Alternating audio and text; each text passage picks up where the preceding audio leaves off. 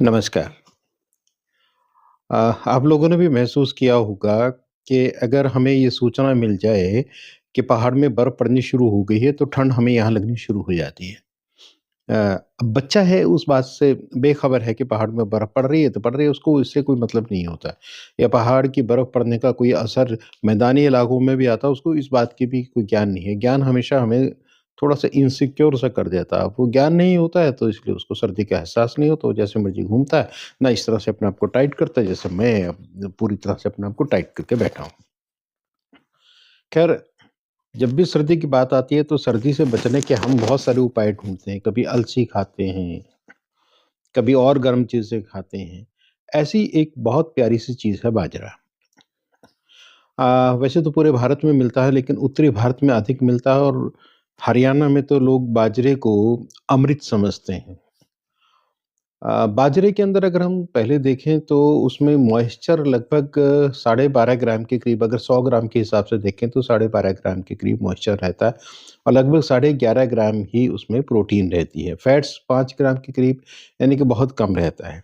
उसके अलावा अगर मैं चलूँ कार्बोहाइड्रेट्स की तरफ तो 67.55 ग्राम्स इन 100 ग्राम, यानी कि साढ़े 67 ग्राम रहता है 100 ग्राम्स के अंदर।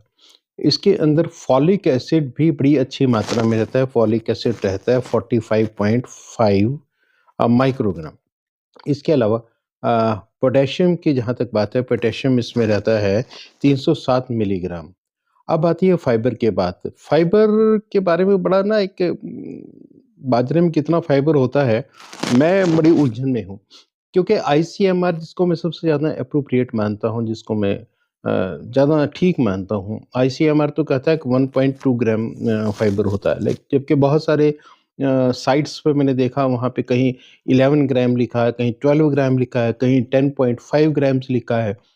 लेकिन मैं आईसीएमआर को ही ठीक मान के चलता हूँ कि हम फाइबर मान के चलें कि 1.2 ग्राम फाइबर होता है बाजरे के अंदर। जैसे मैंने आपको ये भी कहा था कि इसमें कार्बोहाइड्रेट 67.5 मिलीग्राम रहता है। फाइबर इसके अंदर जो कॉम्प्लेक्स फाइबर नहीं, सॉरी, मैं क्षमा चाहूँगा, कार्बोहाइड्रेट्स, इसमें कॉम्प्लेक्स कार्बोहाइड्रेट होता है। तो कॉम्प्लेक्स कार्बोहाइड्रेट की सबसे बड़ी विशेषता क्या होती है, ये धीरे-धीरे पचता है, बहुत देर में पचता है, तो उसके 2 बेनिफिट्स होते हैं।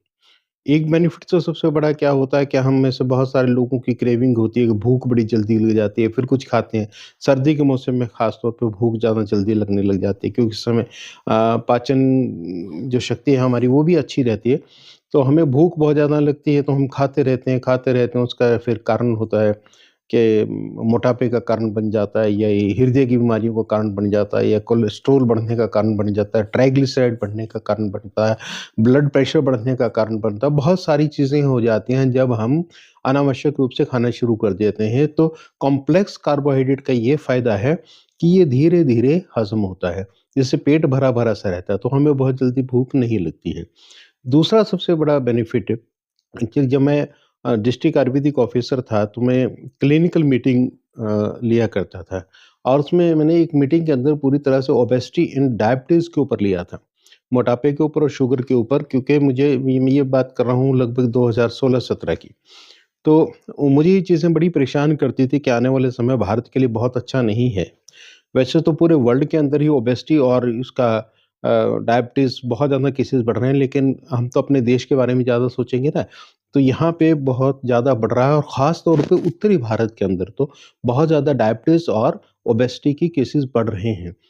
तो ये चिंता, मुझे नहीं पता कि उन क्लिनिकल जो हमने मीटिंग ली थी उसके अंदर जो हुआ था उसका असर कितना हुआ, लोगों को कितना लोगों ने समझाया या समझाने की ज़रूरत को महसूस किया। लेकिन जहाँ तक मेरी व्यक्तिगत बात है, मुझे महसूस हुआ कि इसके बारे में मैं ज़रूर बात करूँ और लोगों को अवेयर किया जाए। आपने पिछले कुछ समय में देखा होगा कि सरकार की तरफ से भी, सोशल मीडिया की तरफ से भी, हेल्थ पर्सन्स की तरफ से भी, डायटीशियंस की तरफ से भी बार-बार मिलेट्स के ऊपर बड़ा ज़ोर आता है। बाजरा जिसको हम पर्ल मिलेट भी बोलते हैं। तो बाजरा क्योंकि बहुत धीरे-धीरे कॉम्प्लेक्स कार्बोहाइड्रेट के कारण धीरे-धीरे हज़म हो जाता है, तो इसलिए इसका जो ग्लूकोज़ है वो ब्लड के अंदर, वो भी धीरे-धीरे जाता है। ये भी कई बार देखा है कि जो डायबिटीज़ के पेशेंट होते हैं, जैसे ही वो खाना खाते हैं, उसके डेढ़ घंटे के बाद अगर उनकी शुगर टेस्ट करते हैं, तो वो बहुत ज़्यादा बढ़ जाती है। लेकिन बाजरे के साथ ऐसा नहीं होता है क्योंकि इसमें कॉम्प्लेक्स कार्बोहाइड्रेट, इसमें स्टार्च तो रहता है, लेकिन फाइबर भी रहता है। इसके कारण ये बहुत धीरे-धीरे, धीरे-धीरे ब्लड को रिलीज़ करता है, ब्लड में रिलीज़ करता है शुगर को। और इसलिए शुगर का लेवल बहुत ज़्यादा नहीं बढ़ता है। तो और दूसरा फ़ायदा जो सबसे बड़ा इसका है कि ये ग्लूटेन फ्री होता है।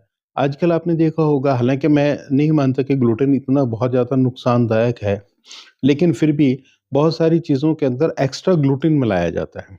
उसके अंदर जॉइंट बनाने के लिए, उसको रिफ़ाइन करने के लिए ग्लूटेन मिलाया जाता है, उस ग्लूटेन का नुकसान होता है। तो बहुत सारे लोगों को तो अब ग्लूटेन की एलर्जी भी आने लगी है। कई लोगों का ग्लूटेन के कारण एचबी नहीं बढ़ पाता है, ग्लूटेन के कारण पेट खराब होना शुरू हो जाता है। तो जिनको गैस्ट्रोइंटेस्टाइनल इस तरह की प्रॉब्लम्स हैं, जिनको ग्लूटेन खाने से ही ये तकलीफ़ें बढ़ती हैं, पेट की बीमारियाँ बढ़ती हैं, उनके लिए भी बाजरा बहुत मुफ़ीद चीज़ है, वो बाजरे का प्रयोग कर सकते हैं। क्योंकि बाजरा अपने आप में मेटाबॉलिज़्म को भी बहुत अच्छा करके 2 फ़ायदे करता है, एक तो खाने को ठीक तरह से हज़म भी करता है, उसके अलावा ये वज़न बढ़ाने से हमें रोकता है। इसके अलावा इसके अंदर फ़ॉलिक एसिड बड़ी अच्छी मात्रा में होने के कारण ये हमारे नेल्स के लिए, हमारी स्किन के लिए, हमारी आइज़ के लिए, हमारे बालों के लिए बहुत ज़्यादा फ़ायदेमंद है। तो कोशिश करें कि बाजरे का प्रयोग करें, लेकिन हाँ, एक चीज़ और, क्योंकि इसमें पोटेशियम बहुत ज़्यादा होता है। पोटेशियम ज़्यादा होने के कारण ये हार्ट के हेल्थ के लिए भी बहुत अच्छा है। कार्डियोवास्कुलर जो धमनियाँ हैं हमारी हार्ट की, उनके लिए भी बहुत अच्छा है, और इस तरह से क्योंकि पोटेशियम ज़्यादा होने के कारण ये ब्लड प्रेशर को भी थोड़ा-सा नियंत्रित रखता है। अच्छा, अच्छी-सी प्रोटीन होने के कारण ये हमारी मसल्स को भी स्ट्रॉन्ग रखता है।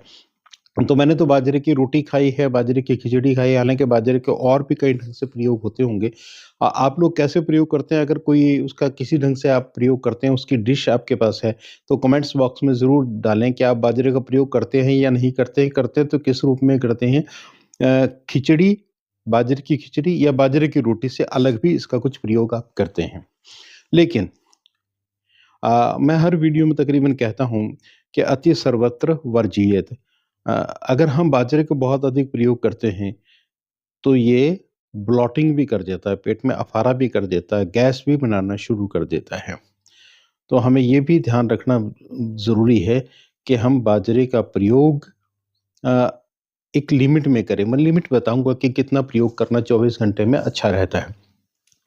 उसके अलावा जो हाइपोथायरायडिज़्म के रोगी हैं और गैस्ट्रिक प्रॉब्लम जो ग्लूटेन के कारण नहीं है, गैस्ट्रिक प्रॉब्लम्स जिनको बहुत ज़्यादा हैं या हाइपोथायरायडिज़्म के रोगी हैं, वो प्लीज़ अपने डॉक्टर की सलाह ज़रूर ले लें बाजरा खाने से पहले। क्या हम बाजरा खा सकते हैं?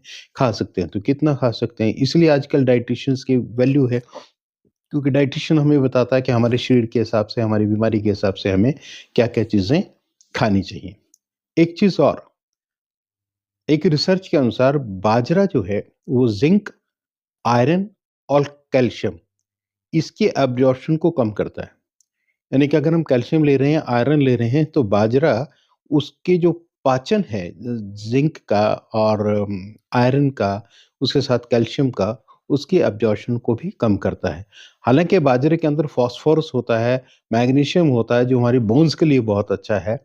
वो अपने आप में बहुत बढ़िया है, लेकिन फिर भी वो कैल्शियम की एब्ज़ॉर्प्शन को, ज़िंक की एब्ज़ॉर्प्शन को और आयरन के एब्ज़ॉर्प्शन को कम करता है। तो आप लोग अब बात आती है कि बाजरे का प्रयोग कितना करें? डिफरेंट टाइप्स से, जितने भी तरह से आप, चाहे आप रोटी में लें, चाहे आप खिचड़ी में लें, या हमारे जो सुनने वाले हैं, देखने वाले हैं, वो अगर कोई डिश लिखते हैं कमेंट बॉक्स में, तो वो एक चीज़ का ध्यान रखें कि कुल मिला के हमें 80 से 90 ग्राम, 80 टू 90 ग्राम्स बाजरा 24 घंटे में लेना चाहिए। इससे ज़्यादा लेने पर हमारे पेट के अंदर ब्लोटिंग आ सकती है, डिस्कम्फर्ट हो सकता है, कॉन्स्टिपेशन भी हो सकती है। मतलब और भी बहुत सारी चीज़ें हो सकती हैं। तो आप प्लीज़ बाजरे का प्रयोग ज़रूर करें, बहुत अच्छा है।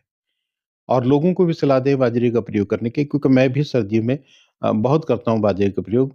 अगली बार हम देते हैं, जैसे मैंने पिछली बार भी कहा था कि म्यूज़िक और हेल्थ का बहुत बड़ा रिलेशन है और म्यूज़िक और वेट का भी बहुत बड़ा रिलेशन है।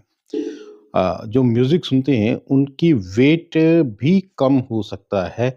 इसके ऊपर भी बात करेंगे, लेकिन अगला वीडियो किस टॉपिक पे होता है, मुझे म्यूज़िशियन मिलते हैं तो मैं उसके ऊपर करूँगा, नहीं तो मैं किसी और टॉपिक पे करूँगा। आप 5 मिनट से अपने लिए भी जुड़े, आप सभी का बहुत-बहुत धन्यवाद।